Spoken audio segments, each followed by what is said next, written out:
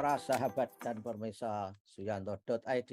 Ketemu lagi dalam channel edukasi, channel pendidikan, sebuah channel yang dibangun untuk berbagi pengetahuan dan belajar sepanjang hayat. Mari rame-rame klik subscribe sebagai tanda dukungan Anda terhadap channel ini dan sebagai dukungan Anda terhadap video-video Dr. Zainal Mutakin. Dan tentu saja kalau Anda klik subscribe, ini berarti akan membuat channel ini bisa bertengger di sistem YouTube di tempat yang strategis, sehingga bisa diklik lebih banyak orang sebagai konten alternatif dari konten-konten yang menjadi predator pendidikan karakter kita, karena mereka berbasis pornografi dan hedonisme. Nah, kali ini apa yang akan kita diskusikan? Akan kita diskusikan pada episode 52. Ini adalah persoalan asam urat. Itu tidak bahaya, nanti bahaya tidaknya dokter yang menjelaskan, tetapi cukup mengganggu. Namun Anda mungkin lebih bangga punya asam urat daripada sakit infeksi sebagai tanda sakit yang kurang elit. Asam urat itu gangguan yang elit, saya kira. Nah, bersama kita ini adalah Ustadz, ulama, dan juga academician, ilmuwan kita, Bapak Dr. Zainal Mutakin Sofro, ahli ilmu faal manusia. Beliau dari Fakultas Kedokteran, Kesehatan Masyarakat, dan Keperawatan Universitas Gadjah Mada. Nah, kita sapa dulu. Assalamualaikum warahmatullahi wabarakatuh, dokter. Waalaikumsalam warahmatullahi wabarakatuh. Alhamdulillah dok, ketemu lagi. Rasanya lama sekali, padahal baru 6 hari. Alhamdulillah, Dok, alhamdulillah. gimana dok? Asam urat dok. Jadi asam urat itu kan penyakit elit dok. Gimana dok? Alhamdulillah. Matur nuwun, Prof. Jadi karena konsep kita ini kesehatan yang bersifat holistik, Prof. Nggih. Oke. Jadi kita selalu mengembalikan dengan konsep sehat, ya, Nggih. yang muaranya ke kondisi homeostatis. Homeostatis. Ya. Jadi sebenarnya di dalam tubuh manusia itu ada semacam kondisi yang senantiasa berlawanan. Jadi kalau kita melihat konsep seperti lampu traffic light, Prof, Nggih.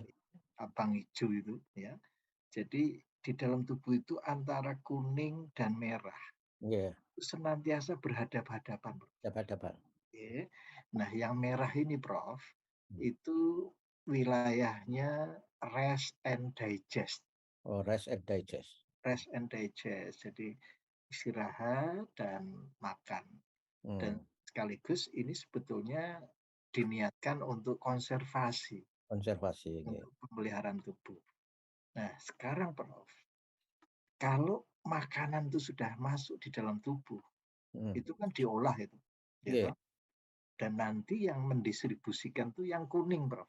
Oke. Nah, yang kuning ini yang dinamakan mobilization. Jadi itu nanti kaitannya dengan fight or flight, ya, untuk lari, untuk menyerang.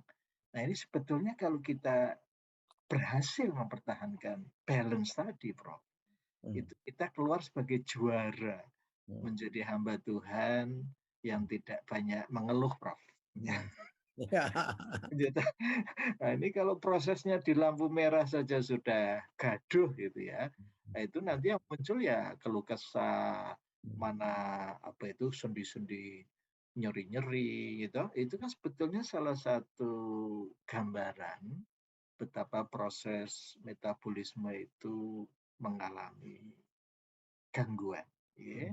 Maka sebelum makan itu ada baiknya kita berdoa, Prof. Ya. Ini yang sering kita lupakan. Allahumma barik lana fima razaqtana wa qina adzabannar. Jadi bagaimana makanan ini betul-betul menjadi rezeki yang barokah, yang tidak menimbulkan masalah. Gitu. Nah, kalau kita berbicara khusus asam urat ini, Prof, ini sebetulnya kita menengok kembali sejarah peradaban manusia nggih. Kados Idul Kurban itu kan sebetulnya hanya setahun sekali, Prof. Nggih. Gitu. Ya. Tidak ada kok Idul Kurban setiap bulan gitu. Dan menarik, Prof. Daging kurban itu sebetulnya untuk siapa? Gitu. Ya. Untuk orang lain, Prof. Tidak terus kalau kurban ngarep-arep aku engko entuk jeroane lho ya. Nah, itu apalagi kalau kita menyinggung kolesterol itu kan ada organ-organ tertentu yang di lidah itu enak sekali gitu. Ya, minta maaf Prof ini agak tidak nyaman ya. Nih. Yang ditunggu-tunggu kan torpedo ya. Dan otak, Dok. Nah, itu kan gudangnya kolesterol itu, Prof. Gitu. Ya. Nah, kembali ke asam urat itu lebih ke arah jeroannya, Prof. Oke. Ya. Jadi nun sewu, Prof, kalau kita ini pernah belajar di luar negeri itu, Prof, ya. Kita mampir ke supermarket. Iya. Cari jeroan kok susah ya, Prof ya. Nah. Nun sewu, Prof. Kalau mahasiswa Indonesia itu kan bisa makan enak tetapi murah toh, Prof. Murah ya, hati dan rempelo. Nah, itu yang dicari itu, Prof. Nah, ini suatu saat kita belanja itu jantung, Prof. Oh, itu enak sekali. Ya. Dan di toko saja sudah ditanya, apa segawon panjenengan banyak? Sama, Dok, ya, di mana-mana itu. Kita paham loh, Prof. Iya. Saya juga ditanya begitu. Bawa 2 ember ya, Prof, gitu. Ya. Nah, sampai di asrama, Prof. Ini kalau kita masaknya itu seketika, itu sangat heboh itu asrama itu. Karena asrama itu kan internasional, Prof. Iya. Jadi kita nunggu weekend, Prof. Oh ya, biar Kita baunya nggak mahasiswa menyengat. pada pergi, kita masak itu. Nah, jadi inilah sebetulnya asam urat itu muncul dari makanan-makanan yang berasal dari daging gitu loh, Prof. Daging ya? Daging, Prof. Yang Terutama selama ini daging. kan fokusnya pada nun sewu apa itu yang namanya benjol apa itu, Prof? Ya, benjol. Ya. Ada Anu, macam-macam itu bayam gitu, ayam, emping ya, Prof. endok, endok, Ah, itu ini kan memukul nanas. betul itu sumber Oh, pendapatan saudara kita yang ya. berjualan bayam. Ya. Ya. Jadi apa? Benjol itu asal saja itu, Dok, yang bilang bayam, endok, nanas, jeroan, otak, kemudian apa tuh? L-nya itu dulu. Wah, lupa. Nah, maka sekali lagi, Prof, sebetulnya yang menjadi pusat perhatian kita justru makanan hewani. Hewani. Hewan, ya. Itu sudah pastilah ada asam uratnya yang sangat tinggi. Karena mengandung purin, Dok, ya. Purin yang tinggi. Film nih kok. Ya, jadi sekali lagi ini yang harus diperhatikan dari aspek dietnya, asupannya. Yang kedua, Prof. Tadi kalau kita sudah megang konsep battle tadi, Prof. Oke. Ada kuning, ada yang merah. Nah, kalau kuningnya itu mendominasi, berarti ada kerusakan yang masif, Prof, dari jaringan. Yang itu nanti akan menyumbangkan juga asam urat yang sangat tinggi. Jadi tingkat kerusakan yang tinggi akan diiringi oleh asam urat yang tinggi. Ya, jadi kuning yang dominan itu kenyataan dalam kehidupan suka marah, dan menyerang, kemudian menyerang dalam arti agresif terhadap orang lain. Misalnya orang lain sukses, dia malah ngumpat-ngumpat seperti itu. Oke. Ketegangan juga, Prof, tension. Gitu. Nah, menurut saya, Prof, pada hari ini ya saya pakai peci yang ada warna kuningnya. Saya juga iya ini, Dok, sebetulnya. Karena kameranya korup jadinya seperti putih. Ini kuning. Nah, yang penting lagi, Prof, yang banyak dilupakan adalah yang hijau, Prof. Yang hijau. Yang hijau itulah yang menyeimbangkan antara kuning dan merah. Apa itu fenomena hijau kalau dalam kehidupan, Dok? Saya kira Prof sudah hafal betul itu yang namanya vagus smart. Oh, vagus smart. Ya. Oke. Bagaimana kita senantiasa cool, gitu, tidak mencerminkan ataupun aura yang positif, ekspresi wajah yang tidak ramah gitu, Prof. Ya.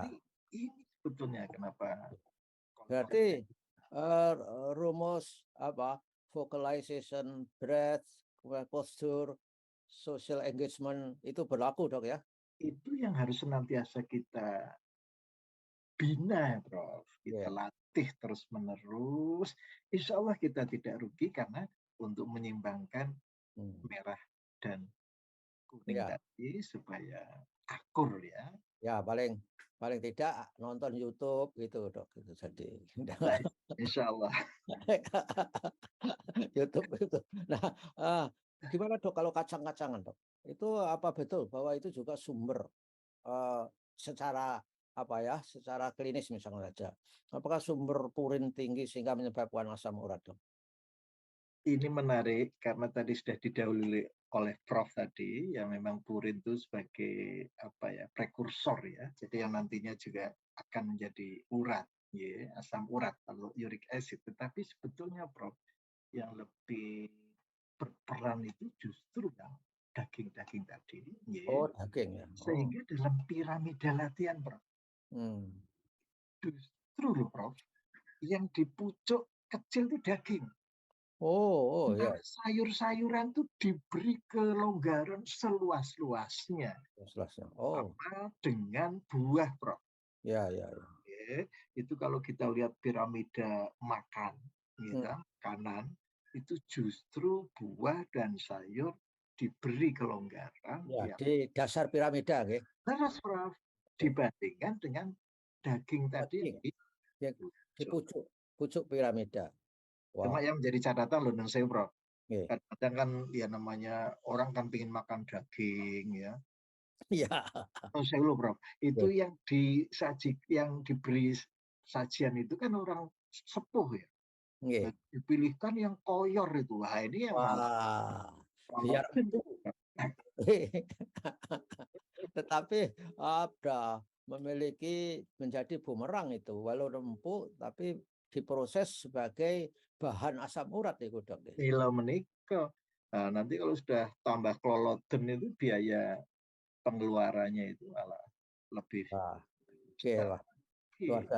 Dok, kalau sudah asam urat, kalau sudah ya, nah ini bagaimana kita bisa hidup corporate, maksudnya hidup bekerja sama dengan asam urat, bisa akur, bisa apa berdamai itu dengan olahraga, dok. Apakah ada peluang untuk menurunkan asam urat, dok? Nah, ini yang menarik, Prof. Tadi Prof sudah mengawali bagaimana memelihara yang Vagus Smart tadi, Prof. Nggih. Karena dia merangkap jabatan, Prof. Sebagai vagal break. Ya. Bakal Jadi break ya. vagal break artinya untuk ngerem. Misalnya walaupun kita ditraktir ya Prof ya, Nggih. itu ya jangan sewu mumpung gratis terus ya Wah ya. kesempatan. Nah, ini pemicu yang luar biasa. Ya, jadi memang pengendalian ini penting sekali. Hmm. Karena apa? Ini sudah berlanjut itu ya untuk merehabilitasi ini agak susah ya, harus dioperasi dan sebagainya. Hmm. Itu yang kita namakan dengan TOFUS. Tofus. TOPHUS, Prof. TOFUS. Oh, tofus. Ya. Ini jamaknya, Prof. Itu namanya topi. Topi. Wah, ya. Iya, Pasti bahasa Inggris ini mesti ini, dok. topi itu, Prof. Itu jendol-jendol di persendian tadi. Itu paling tidak harus kita angkat, Prof. Oh. Harus kita angkat lah. Nah, yang namanya asam urat itu, Prof. Kristalnya itu kan bisa menyusup itu ya ke jaringan otot ya, lebih-lebih di persendian itu yang bikin sakit-sakit itu ya. Sehingga sekali lagi Bro, saya kira kok lebih bijak kalau kita mengajak masyarakat untuk mengaktifkan faktor tadi. Ya. Ya, Dengan jadi salah satunya olahraga, dok. leres, leres. Dan yang penting ketika berada pada makanan bisa enggak ya? Kulu washrobu wala tusrifu. Makan dan minum. Tapi jangan melampaui batas. Batas. Iya. Sehingga nasihatnya kan harus berhenti sebelum kenyang. Kan begitu, dok. berhentilah makan sebelum kenyang, makanlah kalau lapar. Kalau itu tetap dipegang teguh, makanan itu enak, Dok. Sebetulnya kalau kita makan terlalu banyak karena suka, lama-lama gak enak juga pada Betul. akhirnya itu. Karena Saya minta maaf, Prof. Ini maaf nggih, faktor usia juga berpengaruh loh, Prof. oh, nggih, asam urat niku nggih. Iya, termasuk non sewu, Prof. Kalau di masa muda itu kan ya punya keyakinan, oh saya bebas kok, makan apa saja bebas, gitu, Prof. Tapi minta maaf loh, Prof. Dengan adanya bertambah usia, Nggih. kadang-kadang kok hukum alam yang ngerem malah. Nggih, ya. Itu. Jadi saya kira sebelum itu terjadi, gitu, kita harus betul-betul menata, karena the past is the key for the future. Ya, iya harus, Dok. Itu saya alami bahwa semakin tua itu juga ada mekanisme Tuhan supaya makan kita nggak sembarangan. Oh, gimana giginya sudah diprotoli sama Allah atau giginya anatominya direnggang-renggangkan sehingga kalau Luar biasa. daging itu mengganggu, Dok. Maka Ya, sangat mengganggu gusi sehingga saya lebih suka tahu daripada daging yang alot-alot itu. Dulu daging alot sudah diembat saja. Jadi memang daging pada piramida paling atas. betul. Piramidanya itu kan sudutnya lancip kecil itu artinya jangan banyak-banyak gitu para Iya, pemirsa piramidanya. Tapi piramida ke bawah itu buah, sayur, iya. terutama olahraga itu juga dalam Yes. piramida juga saya kira. Betul. Gitu, Dok, ya. Jadi mohon bahwa para netizen, para pemirsa supaya memahami bagaimana asam urat terbentuk dan bagaimana memelihara asam urat supaya tidak galak-galak itu. Tapi kan tidak mungkin, Dok, kita bebas sama sekali asam urat kalau sudah memang saatnya itu asam urat. Begitu nggak, Dok? Maka non sewu, Prof, kadarnya itu dibatasi, jangan lewat dari angka 7. Ya, iya. Jadi jangan mentang-mentang bisa beli Porinol, Alupurinol. Harus Itu kan ibaratnya menurut konsep jenengan kan ditipek gitu ya. betul. Bintangnya di tip X. Oke, Dok, matur nuwun, Dok. Ini guyonan kita ini mudah-mudahan bisa menginspirasi para pemirsa, terutama yang sudah usia di atas ya 50 mungkin. Kalau di bawah 50 masih bisa sesumbar bahwa saya nggak ada pantangan makan. Gitu. Saya dulu juga begitu, tapi pengalaman saya setelah tua ini memang harus hati-hati memilih makanan sesuai dengan prinsip keseimbangan tadi. Begitu, Dok. Matur nuwun, Dok, sugeng ngayahi tugas panjenengan badhe medhar kawruh wonten fakultas. Alhamdulillah. Dok, matur nuwun. Para pemirsa, ketemu lagi di episode yang akan datang. Wassalamualaikum warahmatullahi wabarakatuh. Waalaikumsalam warahmatullahi wabarakatuh.